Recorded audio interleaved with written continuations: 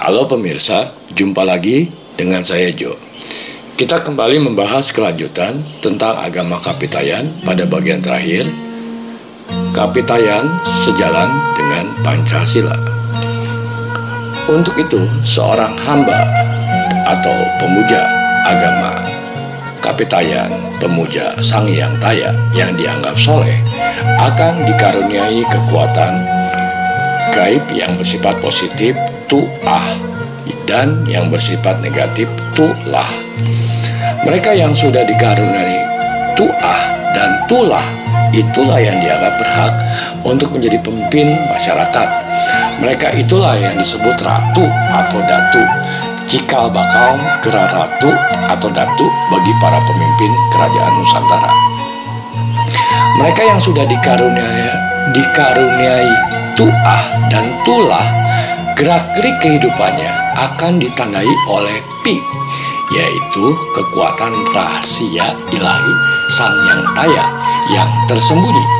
Itu sebabnya ratu atau datu menyebut diri dengan kata ganti diri pinakahulun jika berbicara seperti pidato, jika mendengar disebut pi harsa, jika mengajar pengetahuan disebut pi ulang, jika memberi petua disebut pi tutur, jika memberi petunjuk disebut pi tuduh, jika menghukum disebut pi dana, jika memberi keteguhan disebut pi andel, jika menyediakan sesaji untuk arwah leluhur disebut pi tapuja, lazimnya berupa pinda atau kue tepung, pinang, pitik, pidodang karya, nasi dan air, dan pisang. Jika memancarkan kekuatan disebut pideksa. Jika mereka meninggal dunia disebut pitara. Sehingga seorang ratu atau datu adalah pengejawantahan kekuatan gaib Sang Hyang Taya. Seorang ratu atau datu adalah citra pribadi Sang Hyang Tunggal. Dalam prasyarat-prasyarat sebagaimana yang disebutkan di atas, kedudukan ratu dan datu tidak bersifat pewaris mutlak, sebab seorang ratu atau datu dituntut dan diharuskan secara fundamental untuk memiliki tu'ah dan tulah, tidak bisa diwariskan secara otomatis pada anak keturunannya. Seorang ratu harus berjuang keras menunjukkan keunggulan tu'ah dan tulah dengan mula-mula menjadi penguasa wilayah kecil yang disebut wisaya. Penguasa wisaya diberi sebutan raka. Seorang raka yang mampu menundukkan kekuasaan raka-raka lain, maka ia akan menduduki jabatan ratu. Dengan demikian, ratu adalah manusia yang benar-benar telah teruji kemampuannya, baik kemampuan memimpin, mengatur strategi, maupun kemampuan tu'ah dan tulah yang dimilikinya. Konsep kekuasaan ratu dan datu ini mirip dengan konsep king philosopher nya Plato dari Yunani abad ketiga sebelum Masehi, atau mungkin saja justru Plato dengan bukunya Republik Injustrui terinspirasi oleh ajaran Kapitayan atau Sundawiwitan dari Atlantis Nusantara, Sundaland. Konsep ini juga sebenarnya merupakan ruh dari konsep falsafah dan ideologi politik Pancasila, yaitu sila keempat, kerakyatan yang dipimpin oleh hikmah kebijaksanaan dalam permusyawaratan perwakilan, serta sila pertama, ketuhanan yang Maha Esa. Tapi kemudian pengaruh Kapitayan dalam sistem kekuasaan Jawa dengan konsep ratu dan datu mengalami perubahan ketika pengaruh Hinduisme, terutama ajaran Bagapatisme yang dianut oleh pemuja Wisnu, masuk ke Nusantara.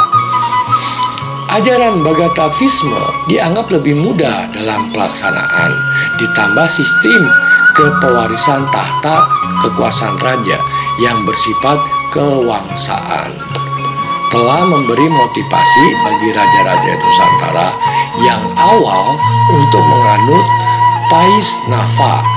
Hanya saja, sekalipun pengaruh sistem kekuasaan Hindu dengan konsep Rajawi dianut oleh penguasa-penguasa di Nusantara, namun sistem lama yang bersumber dari ajaran Kapitayan tidak hilang.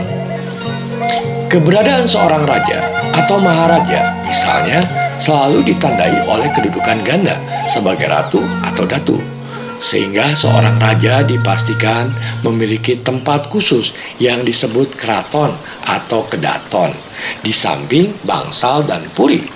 Selain itu, seorang raja selalu ditandai oleh kepemilikan atas benda-benda yang memiliki kekuatan gaib seperti waktu, tunggul, tumbak, tulang, toksan, topong, toparem, towok, dan lain-lain. Karena memang dulu sistem kekuasaan di Nusantara mensyaratkan keberadaan ratu atau datu dengan benda-benda yang bertuah. Namun, zaman pun berganti dan keadaan dunia juga berubah sangat cepat dan drastis. Ironisnya, agama Kapitayan sebagai tuan rumah pernah ditekan hebat oleh para tamunya. Contohnya, ketika zaman Kerajaan Kediri, penganut agama Hindu yang mampu merangkul penguasa saat itu menekan golongan Kapitayan sehingga mereka harus naik ke Gunung Klotok dan Gunung Wilis. Artefak peninggalan Kapitayan banyak beredar dan tersebar di sana. Sebagian dibawa oleh kaum penjajah Belanda ke Leiden dan berkembang menjadi aliran kepercayaan Hasokojowo yang justru bermarkas di Leiden, Belanda sana. Lalu di zaman kerajaan Tumapel atau Singosari, kejadiannya pun sama. Penganut agama Hindu Buddha menekan hebat kelompok ini hingga mengungsi ke pesisir selatan tanah Jawa. Selanjutnya di zaman kerajaan Demak, penganut agama Islam yang melakukan penetrasi bahkan hingga sekarang ini, dan yang terakhir di zaman kolonial Belanda, penganut agama Nasrani mendapat tempat elit di sosial, masyarakat, dan lainnya. Jika Anda mau bertanya seberapa ramah dan besarnya pengorbanan suatu peradaban menerima suatu perubahan, itu hanya milik peradaban tanah Jawa di Nusantara. Andai saja mereka bersikukuh pada keyakinannya dan mengabaikan nilai universal yang dipahaminya, saya amat yakin bahwa tidak akan ada ajaran agama impor begitu mudahnya masuk di tanah Jawa, bahkan tanpa pertumpahan darah. Justru yang belum yakin itulah yang bertanya, dan kearifan tanah ini menjawab dengan bahasa alam semesta. Ketika agama Buddha dipahami dari sudut pandang Jawa, kita memiliki Candi Borobudur yang dikagumi oleh seluruh dunia dan dijadikan tempat pendidikan kelas dunia di masanya.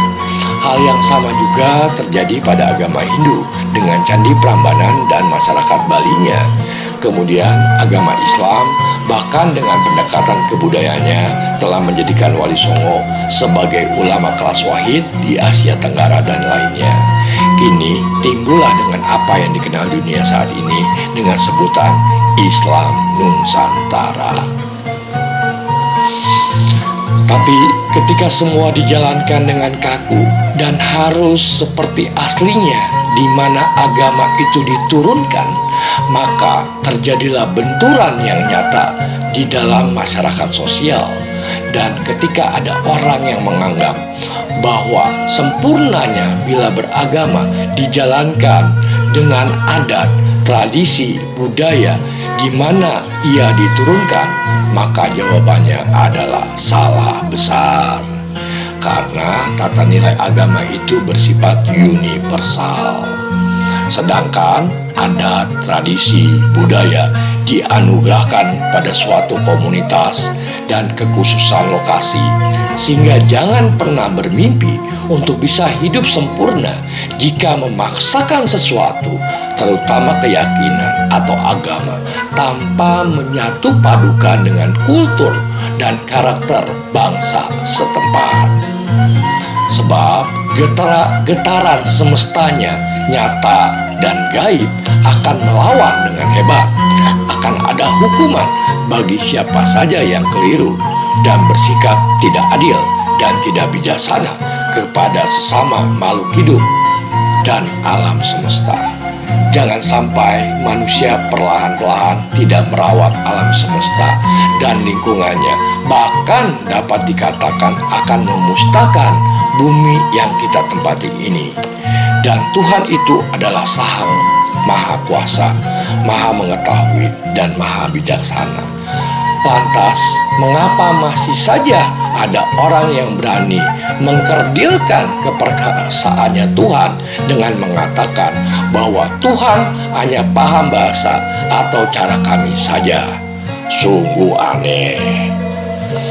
Akan tiba waktunya di tanah Nusantara ini bangkit kembali ajaran kuno yang pernah berjaya di masa silam, bukan hanya di tanah Jawa, tetapi membawa pengaruh bagi seluruh dunia.